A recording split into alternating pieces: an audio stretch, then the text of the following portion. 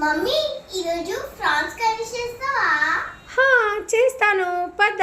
Hi అందరికీ నమస్కారం. నేను ఈరోజు రొయ్యల కూర చూపించబోతున్నాను, అది కూడా నా స్టైల్లో. ముందుగా మనం రొయ్యలను శుభ్రం చేసి పెట్టుకోవాలి. 250 గ్రాములు రొయ్యలు తీసుకున్నాను. ఆ తర్వాత ఒక మిక్సీ జార్లో 3 టమాటాలను వేసుకుంటున్నాను.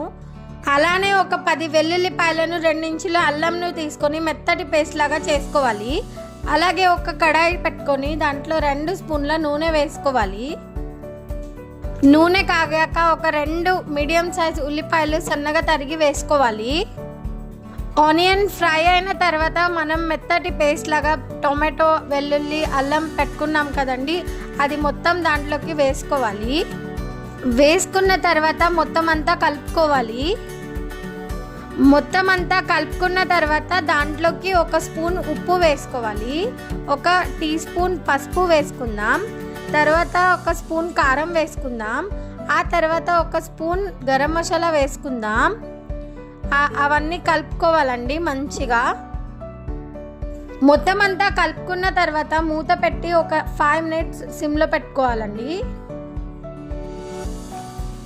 మళ్ళీ మూత తీసి రొయ్యలన్నిటినీ వేయాలండి. వేసుకున్న తర్వాత మనం మంచిగా కలుపుకోవాలండి. రొయ్యలని కలుపుకున్న తర్వాత మనం మంచిగా మూత పెట్టి సిమ్లో ఉడకపెట్టించుకుందాం.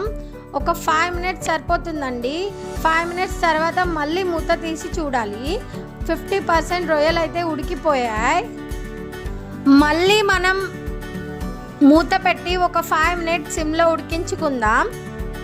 5 మినిట్స్ తర్వాత మూత తీసి చూద్దాం రొయ్యలు ఉడికాయా అన్నది. ఆల్మోస్ట్ అయితే ఉడికిపోయాయండి. ఇప్పుడు సిమ్లో పెట్టుకొని ఒక 2 మినిట్స్ మనం మూత పెట్టుకొని ఉంచుకుందాం. ఒక 2 మినిట్స్ తర్వాత మళ్ళీ మూత తీసి మనం మళ్ళీ చూసుకుందాం పర్ఫెక్ట్గా కుక్ అయిందో లేదో. రొయ్యలు అయితే పర్ఫెక్ట్గా కుక్ అయిపోయాయండి. ఇప్పుడు కొత్తిమీర చల్లుకుందాం.